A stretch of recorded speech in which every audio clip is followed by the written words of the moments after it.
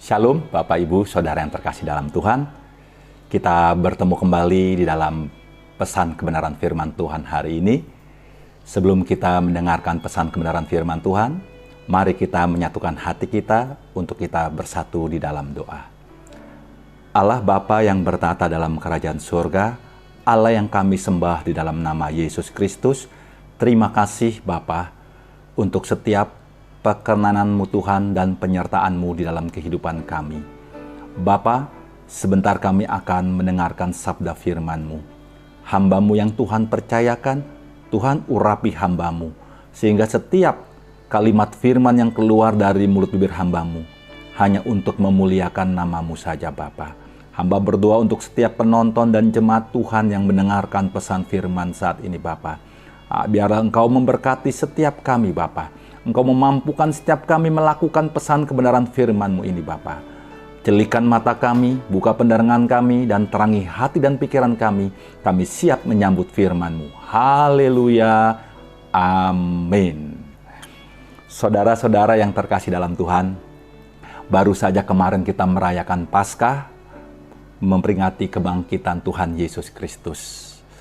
Saudara, Paskah yang kita rayakan hari ini dirayakan juga oleh umat Israel. Pertanyaan buat kita saudara, apa perbedaan Paskah yang dirayakan oleh umat Israel dan Paskah yang dirayakan oleh umat Perjanjian Baru, umat Kristen saat ini? Nah, Bapak Ibu Saudara yang terkasih dalam Tuhan, saat ini kita akan membahas perbedaan Paskah yang dirayakan oleh umat Israel dan umat Perjanjian Baru hari ini. Sebelumnya saya akan menyampaikan dulu arti dari Paskah itu sendiri. Paskah berasal dari bahasa Ibrani yaitu Pesach yang artinya berlalu atau melewatkan. Nah, saudara yang terkasih dalam Tuhan, ketika bangsa Yahudi, umat Israel, mereka merayakan Paskah, sama seperti kita, setiap tahun mereka merayakan Paskah. Yang kedua, mereka merayakan Paskah ini adalah salah satu upacara umat agama yang terbesar, penting. Sama seperti kita juga, bahwa Paskah inilah upacara agama Kristen yang penting dan besar juga. Nah, inilah persamaannya. Nah, saudara yang terkasih oleh Tuhan, apa perbedaannya?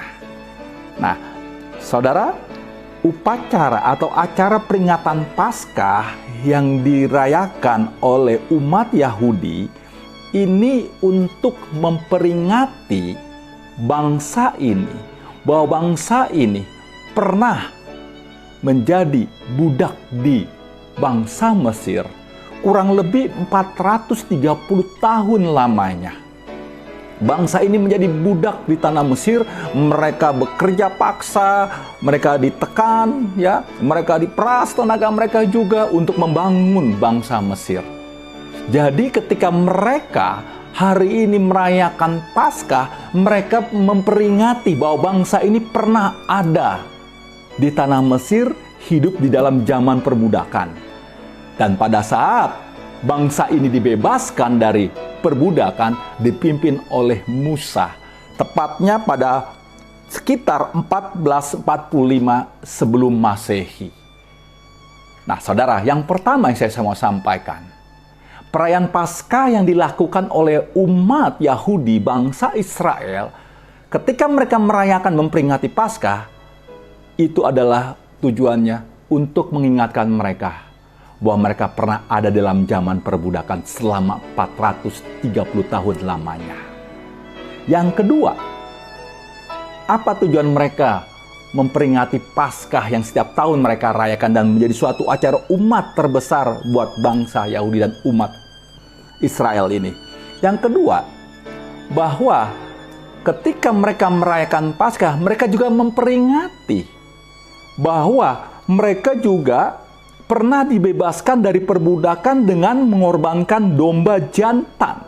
Saudara, kisahnya ini adalah pada saat Allah mau menjatuhkan tulah yang ke-10 buat bangsa Mesir, di mana ya semua anak sulung di tanah Mesir ini akan mati, termasuk bahkan hewan-hewannya juga. Allah mengingatkan buat bangsa Israel ini, untuk mereka juga mengorbankan domba jantan yang tidak bercelah, berumur tidak lebih 1 tahun. Lalu mereka menyembelih domba itu, dan darahnya mereka taruhkan di dalam ambang batas dan kedua tiang pintu mereka. Sehingga pada saat Allah menjatuhkan tulah ke-10 itu buat bangsa Mesir, umat Israel, di mana setiap rumahnya yang ada tanda darah domba, setiap ambang batas dan tiang pintunya, mereka terlewatkan. Mereka tidak mengalami terbunuh.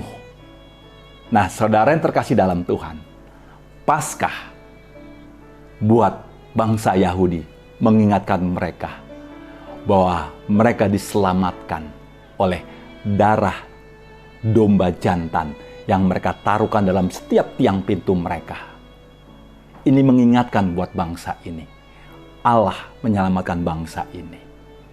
Dan yang ketiga, saudara, perayaan Paskah yang dilakukan oleh bangsa Yahudi, umat Israel, ini hanya berlaku buat bangsa ini saja, saudara. Tidak berlaku buat bangsa di luar bangsa umat Israel. Ini khusus spesial buat bangsa ini saja. Nah, Paskah bagi bangsa Yahudi ini dirayakan setiap bulan pertama menurut kalender Yahudi, yaitu bulan pertama itu adalah bulan Nisan. Di tanggal 14 sampai 8 hari ke depannya, berakhir di tanggal 21. Nah, saudara yang terkasih di dalam Tuhan, biasanya mereka kumpul bersama sebagai keluarga. Mereka kumpul pada saat malam, mereka memakan domba yang dipanggang, dan mereka makan sayur pahit, dan mereka juga memakan roti yang tidak beragi. Dan setiap kepala keluarga, disitulah waktunya mereka menceritakan bahwa leluhur mereka pernah ada di dalam zaman perbudakan di tanah Mesir. Leluhur mereka pernah Allah selamatkan ketika Allah menjatuhkan tulah ke-10 bagi bangsa Mesir. Disinilah peran kepala keluarga. Pada saat mereka merayakan Paskah, mereka kumpul, melakukan perjamuan. Mereka menceritakan kepada anak-anak mereka. Jadi, Paskah peringatan dilakukan oleh bangsa Yahudi, itu mengingatkan buat mereka yang pertama, mereka pernah hidup di zaman perbudakan dan mereka terbebaskan oleh Musa tahun 1445 sebelum Masehi. 430 tahun mereka ada dalam perbudakan. Dan kedua, mereka pernah diselamatkan pada saat Allah menjatuhkan tulah ke-10 buat bangsa Mesir. Semua anak sulung di negara Mesir itu terbunuh, sampai hewan pun juga terbunuh. Tapi umat ini diselamatkan Allah ketika mereka mengorbankan darah domba dalam setiap tiang pintu mereka. Terlewatkan. Saudara yang terkasih di dalam Tuhan, lalu bagaimana dengan Paskah bagi umat perjanjian baru, orang Kristen hari ini yang kemarin kita rayakan? Sudah tentu, saudara, Paskah bagi umat perjanjian baru, umat Kristen hari ini kita hidup berbeda, sangat berbeda dengan Paskah yang dirayakan oleh umat Israel, bangsa Yahudi ini. Paskah dalam umat perjanjian baru atau orang Kristen kita hari ini, kita merayakan dan memperingati kebangkitan Yesus Kristus dari kematian, yang merupakan bukti kemenangan atas maut. Kalau umat Israel memperingati mereka bebas dari perbudakan, tetapi kita umat perjanjian baru merayakan Paskah karena kita memperingati kebangkitan Yesus Kristus dari kematian, yang merupakan bukti kemenangan atas maut. Saudara yang terkasih dalam Tuhan, saya bisa membayangkan kalau Kristus tidak menang atas maut, apabila Kristus tidak terbangkitkan. Seperti apa yang dikatakan oleh Rasul Paulus dalam 1 Korintus 15 ayat 14, sudah tentu kalau Kristus tidak menang atas maut, Kristus tidak terbangkitkan pada hari yang ketiga, maka apa yang dikatakan 1 Korintus 15 ayat 14, Rasul Paulus katakan, tetapi andai kata Kristus tidak dibangkitkan, maka sia-sia pemberitaan kami, dan sia-sialah juga kepercayaan kamu. Saudara yang terkasih dalam Tuhan, oleh karena itu, umat perjanjian baru, umat Kristen hari ini di mana kita hidup, memperingati Paskah untuk menyatakan Kristus menang atas maut. Peringatan Paskah untuk memperingati kebangkitan Yesus Kristus dari kematian. Nah, saudara yang terkasih dalam Tuhan, tadi saya katakan, perayaan Paskah bagi umat perjanjian baru untuk memperingati kebangkitan Yesus Kristus dari kematian, yang merupakan itu bukti kemenangan atas maut. Kemenangan atas maut. Saudara, kita mengerti, upah dosa itu adalah maut. Saudara yang terkasih dalam Tuhan, pada saat manusia jatuh ke dalam dosa, maka relasi manusia dengan Allah terputus selama-lamanya, rusak. Gambaran rupa Allah di dalam manusia rusak. Manusia terancam hukuman kekal. Manusia juga hidup di muka bumi ini terkutuk. Inilah gambaran ketika manusia jatuh ke dalam dosa. Sebelum manusia jatuh ke dalam dosa, manusia, firman Tuhan katakan, diciptakan sempurna baik adanya. Manusia mewarisi gambar dan rupa Allah, karakter Allah diwarisi kepada manusia. Dan manusia hidup untuk memasyurkan dan memuliakan Tuhan. Tetapi ketika manusia jatuh ke dalam dosa, relasi ini, hubungan ini antara manusia dan Sang Penciptanya terputus selama-lamanya, rusak. Manusia terancam mendapatkan hukuman kekal selama-lamanya. Nah, oleh karena itu, saudara yang terkasih dalam Tuhan, perayaan Paskah yang kita peringati umat perjanjian baru ini, yang tadi saya katakan merupakan bukti kemenangan atas maut. Artinya apa, saudara? Melalui kebangkitan Kristus, maka kemenangan atas maut itu Allah buktikan kepada umatnya, membebaskan manusia dari perbudakan dosa. Saudara, tadi saya katakan gambaran manusia ketika jatuh dalam dosa itu. Kebangkitan Kristus menyelamatkan relasi yang sudah terputus. Ancaman atas hukuman kekal ini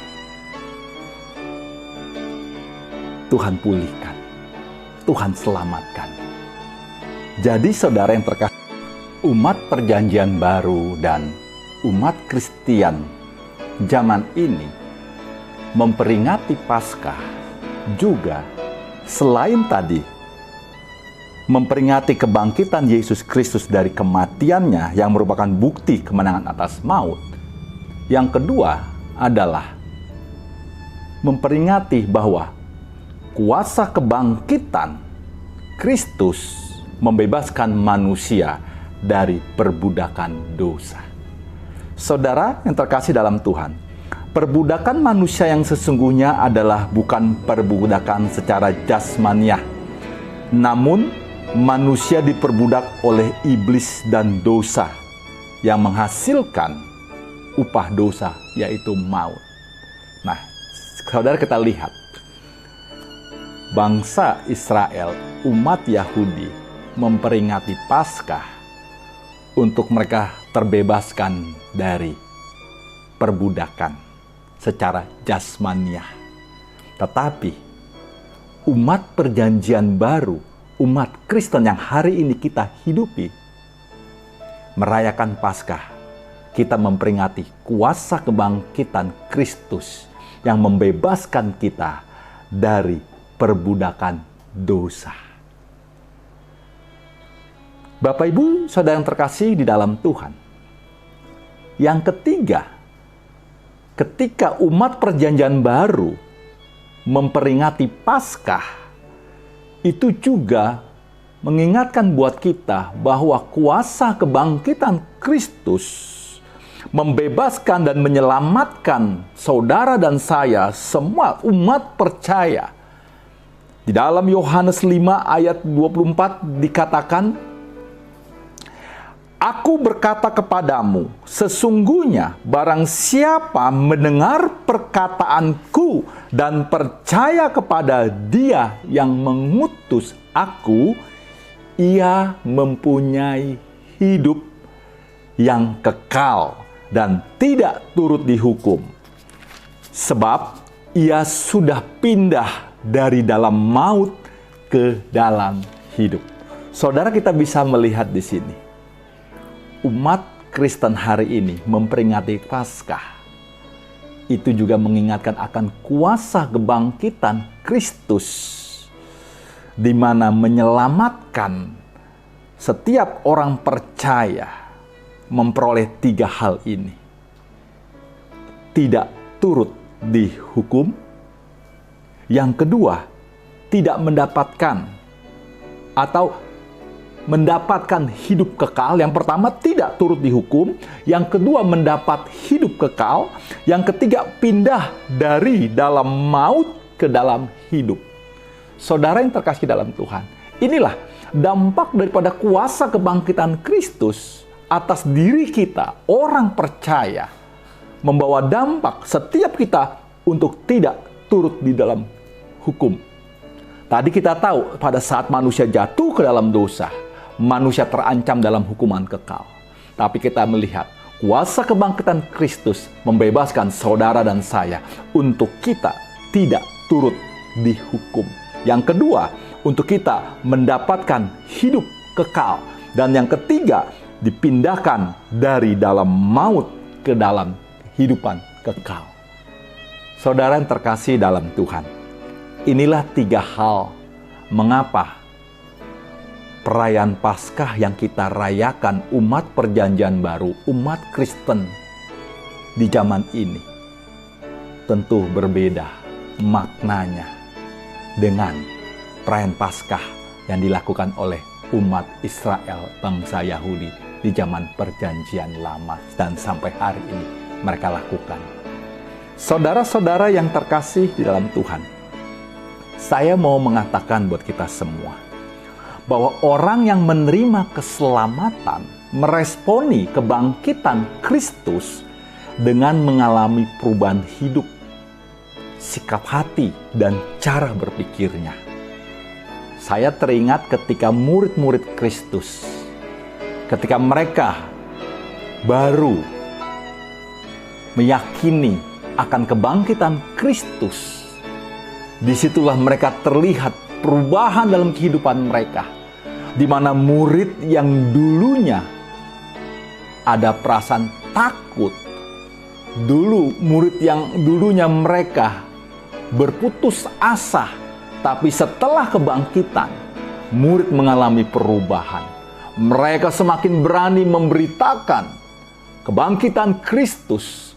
Mereka semakin memiliki pengharapan ketika mereka melihat kebangkitan dan menyaksikan kebangkitan Kristus. Saudara-saudara yang terkasih dalam Tuhan, begitupun tadi saya katakan, orang yang menerima keselamatan meresponi kebangkitan Kristus dengan mengalami perubahan hidup, sikap hati, dan cara berpikirnya. Tentu, hidup yang dia jalani, hidup hanya untuk menyukakan hati Bapa saja. Cara berpikirnya tentu berbeda. Cara berpikir orang yang diselamatkan dan orang yang meresponi kebangkitan Kristus, cara berpikirnya berbeda. Pikirannya sesuai dengan pikiran dan perasaan Bapa dalam kehidupannya. Saudara yang terkasih dalam Tuhan, saya ingin sampaikan buat kita semua. saya ada satu ilustrasi yang saya sampaikan buat kita. Suatu kali ada seseorang membeli tanah di daerah kawasan yang mahal dan strategis. Saya sebutkan saja di daerah Pondok Indah. Orang ini membeli suatu bidang tanah, tentu nilainya sangat mahal daerah itu. Tidak lama kemudian, orang yang membeli tanah ini ingin membangun tanah tersebut. Lalu mereka mendatangkan alat-alat berat dalam proses pembangunannya itu. Dan mereka juga melakukan dengan paku bumi untuk membangun pondasinya. Pada awalnya, tetangga sekitarnya menanyakan, ini akan dibangun suatu rumah yang besar mungkin dan bertingkat tinggi. Karena dengan alat berat yang banyak, dengan paku bumi untuk membuat pondasinya, menancapkan pondasinya, orang di sekitar situ akan melihat bahwa ini akan dibangun gedung bertingkat tinggi. Saudara yang terkasih dalam Tuhan, tentu proses pembangunan dari awal mulai investasi membeli tanah sampai proses pembangunannya, tentu ini investasi yang sangat-sangat berharga dan mahal sekali biayanya. Tapi saudara yang terkasih dalam Tuhan, ketika bangunan itu jadi, yang membuat kaget tetangga dan sekitarnya, bahwa bangunan yang jadi itu bukan suatu rumah bangunan yang tinggi, bangunan yang bertingkat, dan megah mewah. Tidak. Dengan pondasi yang besar, dengan pondasi yang kuat, dengan nilai investasi pembangunan yang mahal, saudara mau tahu, bangunan yang jadi, yang dibuat hanya kandang burung dengan berpondasi yang besar. Kandang burung merpati, tapi dengan memakai pondasi yang besar. Saudara, ilustrasi ini mau mengingatkan buat kita semua apa, saudara? Kalau hanya jadinya kandang burung dengan investasi tanah yang mahal, pembangunan dengan menggunakan alat-alat berat, paku bumi, memakan biaya yang sangat mahal sekali. Kalau jadinya hanya kandang burung merpati, ini sia-sia, saudara. Sia-sia. Nilai yang dikeluarkan dengan hasilnya itu mengingatkan buat kita, saudara, melalui peristiwa dan perayaan Paskah dan kebangkitan Kristus. Yesus yang sudah mati di atas kayu salib dan bangkit pada hari yang ketiga, yang kita peringati, mengingatkan buat kita semua. Kematiannya di atas kayu salib begitu mahal nilai dan harganya. Karena membawa kehidupan kekal buat saudara dan saya. Membebaskan saudara dari perbudakan dosa. Yang harusnya kita ada dalam hukuman kekal, kita memperoleh hidup yang kekal. Yang harusnya kita ada dalam maut, kita dalam kehidupan. Bapak, Ibu, saudara yang terkasih dalam Tuhan. Lewat ilustrasi ini kita diingatkan. Mari kita hargai kebangkitan Kristus. Membawa dampak dan perubahan dalam kehidupan kita. Kuasa kebangkitannya harus membawa dampak dalam kehidupan kita. Seperti yang dialami oleh murid-murid. Setelah Kristus bangkit, bagaimana kita bisa melihat Petrus yang berapi-api melayani Tuhan. Kita bisa melihat Thomas, murid-murid semua mengalami perubahan. Saudara, kita diingatkan juga Saulus yang menjadi Paulus, yang dulu menghujat orang Kristen. Tapi ketika dia mengenal Kristus, mengalami perubahan, menjadi seorang yang militan di dalam pemberitaan Injil Kerajaan Sorga. Orang yang menerima keselamatan dan meresponi kebangkitan Kristus, sudah tentu cara berpikir berubah, sikap hati berubah, dan kehidupannya pun harus berubah. Seperti yang dialami oleh murid Kristus. Pertanyaan buat kita di dalam momentum Paskah yang baru kemarin kita lewati. Paskah bukan hanya sebatas rutinitas setiap tahun kita rayakan, kita peringati. Kalau itu yang kita lakukan, maka makna Paskah yang sesungguhnya telah sirna dalam kehidupan kita. Paskah kita rayakan mengingat pengorbanan Kristus buat saudara dan saya. Saudara yang terkasih dalam Tuhan. Yang kedua yang mau saya sampaikan di sini, saudara.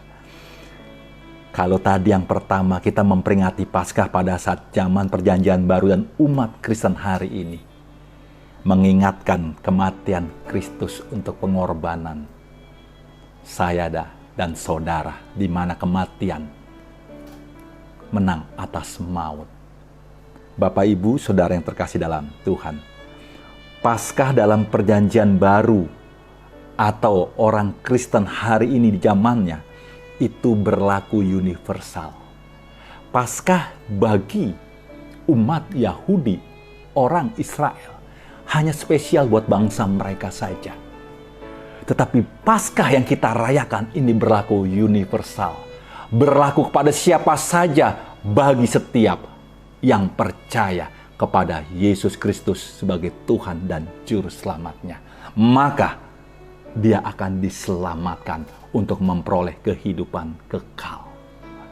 Ini saudara, perbedaannya.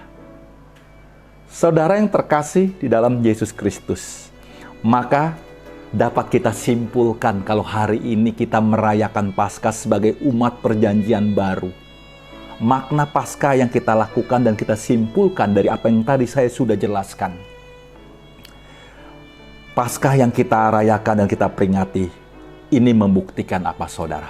Kepedulian Allah atas umatnya. Kepedulian Allah atas umatnya. Mengapa, saudara? Kepedulian Allah atas umatnya. Saya mau katakan buat kita semua, Allah yang tidak terbatas menjadi terbatas untuk umatnya. Allah yang tak tersentuh kematiannya telah merasakan kematian lewat karya Kristus untuk menyelamatkan umatnya. Inilah menunjukkan bahwa Allah begitu peduli atas umatnya. Paskah yang kita rayakan mengingatkan buat kita, Allah peduli buat saudara dan saya dan kita semua. Bapak, Ibu, saudara yang terkasih dalam Tuhan, Paskah yang dirayakan setiap tahun hendaknya bukan sekedar rutinitas. Kebangkitannya membuktikan bahwa Ia adalah yang berkuasa atas maut. Kebangkitan Yesus membuktikan bahwa janjinya tidak pernah gagal. Peristiwa Paskah, pembuktian janji Tuhan bagi semua umat manusia. Dengan demikian, Paskah menunjukkan adanya pengharapan bagi orang percaya. Saudara yang terkasih dalam Tuhan, kiranya kebenaran firman Tuhan yang usai saya sampaikan memberikan pemahaman buat kita semua bahwa Paskah yang kita rayakan dalam umat Perjanjian Baru hari ini kita hidup berbeda dengan Paskah yang dirayakan oleh umat Israel, bangsa Yahudi. Mereka merayakan karena mereka dilepaskan dari perbudakan mereka. Mereka merayakan karena mereka memperingati bahwa mereka pernah diselamatkan atas hukuman tulah ke-10 bagi bangsa Mesir, di mana bangsa umat Yahudi dibebaskan, dilewatkan lewat darah domba yang dipercikkan di dalam tiang pintu dan bata atas pintu mereka. Saudara yang terkasih di dalam Yesus Kristus, kita mengerti hari ini kalau kita merayakan Paskah karena kita memperingati kebangkitan Yesus Kristus dari kematian yang merupakan bukti kemenangan atas dosa. Kalau kita merayakan Paskah, memperingati buat kita semua, Paskah yang kita rayakan menunjukkan kuasa kebangkitannya membebaskan saudara dan saya dari perbudakan dosa. Paskah yang kita peringati juga memperingati buat kita, mengingatkan buat kita kuasa kebangkitan Kristus membawa perubahan dalam kehidupan kita. Yang harusnya kita ada dalam hukuman kekal, dipindahkan dalam kehidupan yang kekal. Yang harusnya kita ada dalam maut, kita dibawa dalam kehidupan kekal. Saudara yang terkasih di dalam Yesus Kristus, biarlah kebenaran firman Tuhan pada hari ini membuka akan pemahaman kita, terlebih mengingatkan buat kita makna Paskah yang sesungguhnya.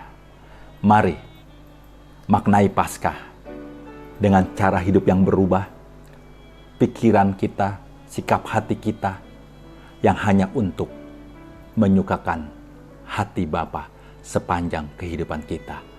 Amin. Shalom, sola gracia. Mari kita satukan hati kita untuk kita berdoa.